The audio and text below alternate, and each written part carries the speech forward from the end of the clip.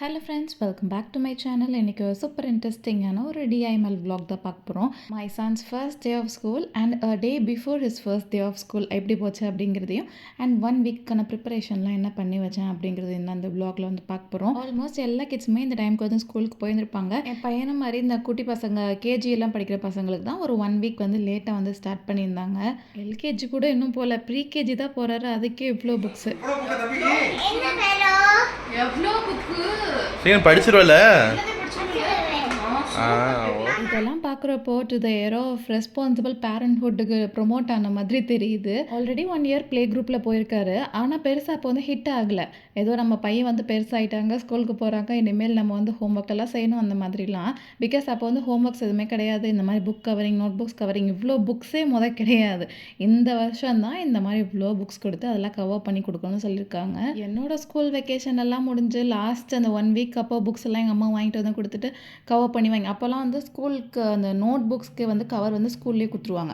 அதை வந்து டேர் பண்ணிட்டு நம்ம மாட்டுறது, அதனால் ஈஸியாக இருக்குமா. அதனால் எங்கள் அம்மா அதெல்லாம் நீங்கள் தான் பண்ணணும் அப்படின்னு சொல்லிடுவாங்க. புக்ஸ் மட்டும் கவர் பண்ணுறது கொஞ்சம் வந்து பெருசாகி தான் வந்து போட கற்றுக்கிட்டோம். அதெல்லாம் நினச்சி பார்க்குறப்போ அப்படியே நல்லா வந்து மெமரிஸ் வந்து ரீகலெக்ட் ஆச்சு. எங்கள் ஸ்கூல்லலாம் வந்து கண்டிப்பாக புக்ஸ் நோட் புக்ஸ்லாம் கவர் பண்ணி கண்டிப்பாக கொண்டு வந்தே ஆகணும். ஆனால் என் ஹஸ்பண்ட் ஸ்கூல்லலாம் அந்த மாதிரிலாம் எதுவுமே கிடையாதான். போட்டால் போடுங்க, போடலன்னா இருங்க, புக்கை பத்திரமா வச்சுருந்தா சரிதான் அப்படின்னு சொல்லிடுவாங்களாம். அதை நாங்கள் 2 பேரும் பேசி சிரிச்சிட்டு இருந்தோம். பரவாயில்லையே அப்படின்ட்டு. அதுக்குள்ளே என் பையன் வந்து பொறுமை தாங்க முடியாமல் டிஸ்டர்ப் பண்ண ஆரம்பிச்சிட்டாரு.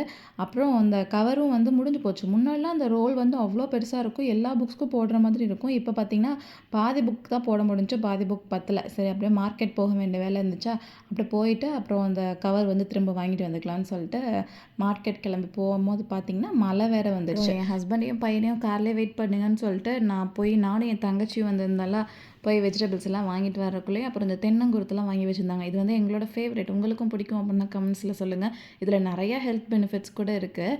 நல்லா வாங்கி சாப்பிட்டுட்டு வெஜிடபிள்ஸ் எல்லாம் எடுத்துகிட்டு வீட்டுக்கும் வந்தாச்சு. நெக்ஸ்ட் 1 வீக்கான பிரேக்ஃபாஸ்ட் லஞ்சுக்கு தேவையான வெஜிடபிள்ஸ் எல்லாம் வாங்கிட்டு வந்தாச்சு. ஃப்ரூட்ஸும் வாங்கிட்டு வந்துட்டோம். தக்காளி விலைலாம் இப்போ ரொம்ப சீப் போல். 2 கிலோ தக்காளி 50 ரூபா அந்த மாதிரி தான் சொல்லியிருந்தாங்க. அப்புறம் கண்டிப்பாக பம்கின் வந்து வாங்குவோம். அப்புறம் இந்த மாதிரி லைட்டாக டேமேஜாக இருந்துச்சு அப்படின்னா நம்ம க்ளீன் பண்ணி வச்சிட்டோம் அப்படின்னா அந்த 1 வீக் ஃபுல்லுமே நல்லாயிருக்கும். இல்லைனா ஒரு 2 to 3 டேஸ்லேயே வந்து சுத்தமாக வந்து வேஸ்ட்டாக போய் ஃப்ரிட்ஜே ஸ்மெல் வர ஆரம்பிச்சிடும். அதனால் பார்த்து செக் பண்ணிவிட்டு எல்லாத்தையும் அதுக்கான கவரில் வந்து போட்டு எடுத்து வச்சாச்சு. முன்னாடி தான் வந்து வெஜிடபிள்ஸ் எல்லாம் வாஷ் பண்ணி வச்சுட்ருப்போம். ஆனால் இப்போல்லாம் வந்து அந்த மாதிரி பண்ணுறதில்ல. ஏன்னா கொஞ்சம் யூஸ் பண்ணுறதுக்கு டைம் ஆயிடுச்சுன்னா கூட அது கெட்டு போயிருந்தா, லைட்டாக ஈரம் இருந்தால் கூட, அதனால அப்படியே சும்மா எடுத்து வச்சுட்டு யூஸ் பண்ணுறதுக்கு முன்னாடி தான் வந்து வாஷ் பண்ணி வைக்கிறது. அப்புறம் முன்னாடியில் இந்த பீன்ஸ்லாம் எனக்கு பிடிக்கவே பிடிக்காது. இந்த நார்மல் பீன்ஸ் இருக்குது பார்த்தீங்களா, அது வந்து எனக்கு அந்தளவுக்கு பிடிக்காது. இப்போல்லாம் இந்த லாங் பீன்ஸ் மாதிரி இந்த ஸ்ட்ரிங்லெஸ் பீன்ஸ் வருதுல, இது நல்ல டேஸ்ட்டாக இருக்குது. அதனால கண்டிப்பாக எப்போயுமே வீக்லி ஒன்ஸ் இது வந்து வாங்கிடுறது. அப்புறம் பார்த்திங்கன்னா முக்கியமாக இந்த பம்கின் வந்து வாங்கிடுவோம் என் பையனுக்காக. கான்ஸ்டிபேஷன் இருக்கிற குழந்தைங்களுக்குலாம் இதை கொடுத்தோம் அப்படின்னா கான்ஸ்டிபேஷன் நல்லா வந்து க்யூர் ஆகும். அதை வந்து அப்படியே வச்சோம் அப்படின்னா 1 வீக்குள்ளே கண்டிப்பாக ஒரு மாதிரி கொலக்கொலான்னு ஆயிடுமா. அதனால அந்த சீட்ஸ் எல்லாம் ரிமூவ் பண்ணிவிட்டு ஸ்கின் எல்லாம் ரிமூவ் பண்ணிவிட்டு ஒரு நாளைக்கு தேவையான அளவுக்கு பீஸ் அந்த சைஸுக்கு வந்து கட் பண்ணிவிட்டு ஒரு பாக்ஸில் வச்சு டிஷ்யூ போட்டு கவர் பண்ணி எடுத்து வச்சிட்டோன்னா 1 வீக்கு மேலே கூட அது நல்லாவே இருக்கும்.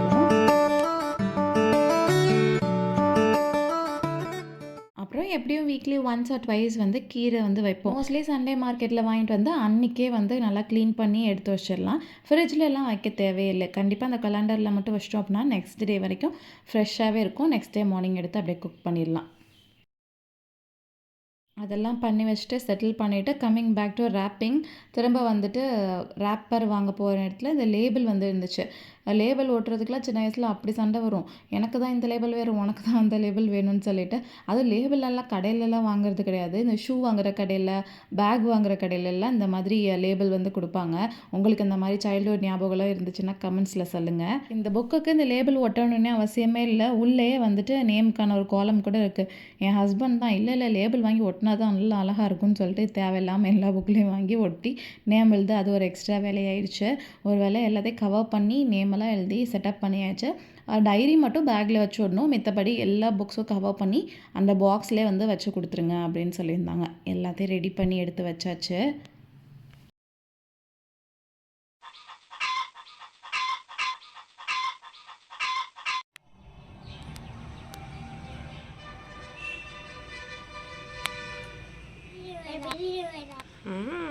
அப்படிதாண்டி தங்கம். அவரை ஸ்பெஷலாக எழுப்பணும்னு அவசியம் இல்லை. நம்ம பெட்டை விட எந்திரிச்சாலே அவரும் தானாக எந்திரிச்சு வந்துடுவார். அப்புறம் அவர் கையில் ப்ரஷ் கொடுத்து அவரை கொஞ்சம் ப்ரஷ் பண்ண வச்சுட்டு அப்புறம் நம்மளும் வாங்கி நல்லா ப்ரஷ் பண்ணி விடணும். அதுக்கு தான் ஒரே பிரச்சனையாக இருக்கும். அதெல்லாம் பண்ணி முடிச்சுட்டு ரெஃப்ரெஷ் ஆக்கி விட்டுட்டு கொஞ்சம் நேரம் அவர் டாய்ஸ் வச்சு வந்து விளையாண்டுட்ருப்பாரு.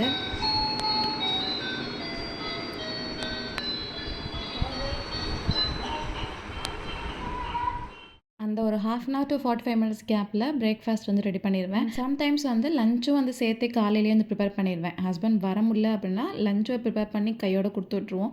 இல்லை அப்படின்னா ஆஃப்டர்நூன் வந்து லஞ்ச் ப்ரிப்பேர் பண்ணுற மாதிரி இருக்கும். இன்றைக்கி மார்னிங் பிரேக்ஃபாஸ்ட் வந்து தோசை அண்ட் பீனட் சட்னி தான்.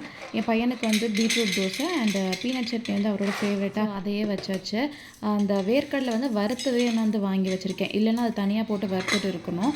வறுத்த வேர்க்கடலை வச்சிடணும் அப்படின்னா தோல் மட்டும் ரிமூவ் பண்ணிவிட்டு அப்படியே சட்னி வந்து அரைச்சிக்கலாம்.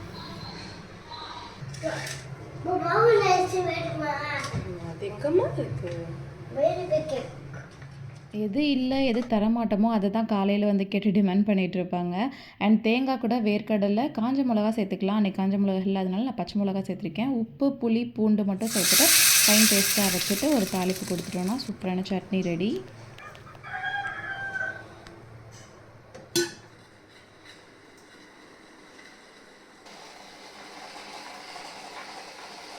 ட்ரக் எங்கே வருது?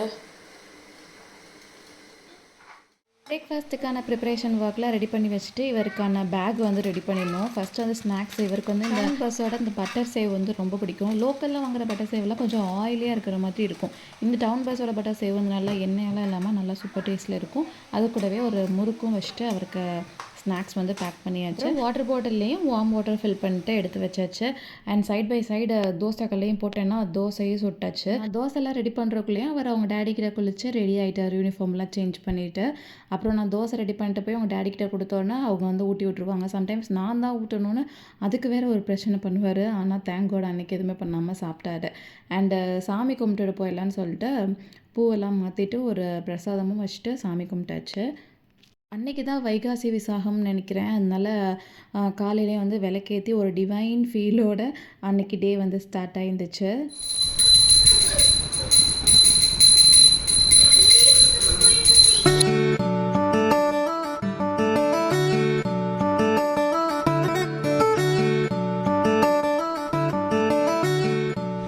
Hi good.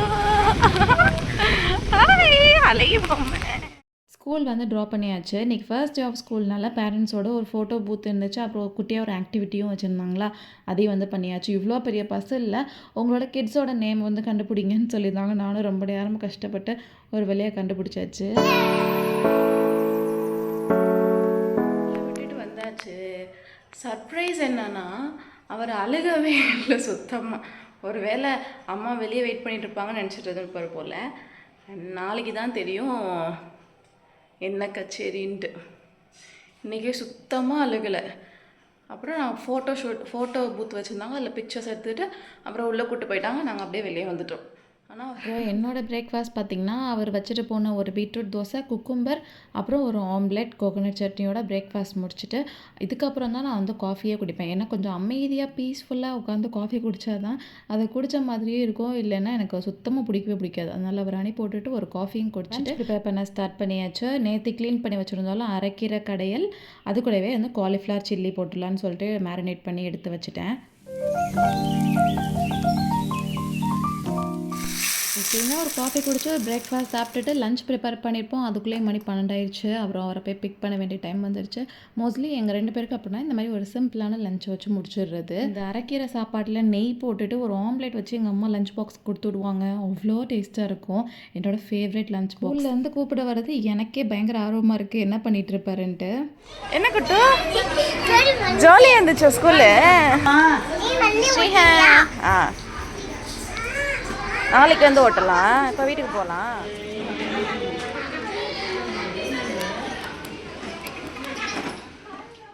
ஸ்கூல்லேருந்து வந்தோடனே ஹேண்ட் வாஷ் எல்லாம் பண்ணிவிட்டு அவருக்கான லஞ்ச் வந்து சர்வ் பண்ணியாச்சு.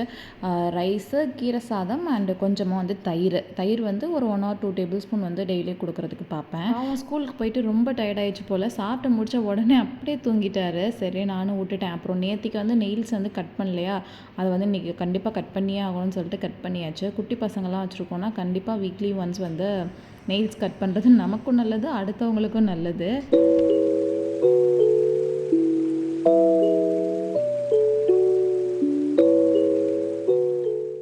ஆஃப்டர்நூன் நேப் முடிச்சுட்டு எந்திரிக்கும் போது அவருக்கு கண்டிப்பாக ஒரு ஈவினிங் ஸ்நாக் இருக்கணும். அன்றைக்கி காலிஃப்ளவர் சில்லி லஞ்ச் கணக்கு போட்டிருந்தால அவருக்கு சூடாக ஈவினிங் போட்டு கொடுத்து அவரை சாப்பிட வச்சுட்டு அவர் ட்ரெஸ் சேஞ்ச் எல்லாம் பண்ணிவிட்டு அப்புறம் ஆக்டிவிட்டீஸ் எல்லாம் பண்ணுவோம். அடிங்க அடிங்க. சூப்பர். ஷார்க் எங்கே இருக்கு? ஷார்க் எங்கே? கிராப் எங்கே? Crab. Whale, blue whale. Dolphin. Dolphin எங்கே?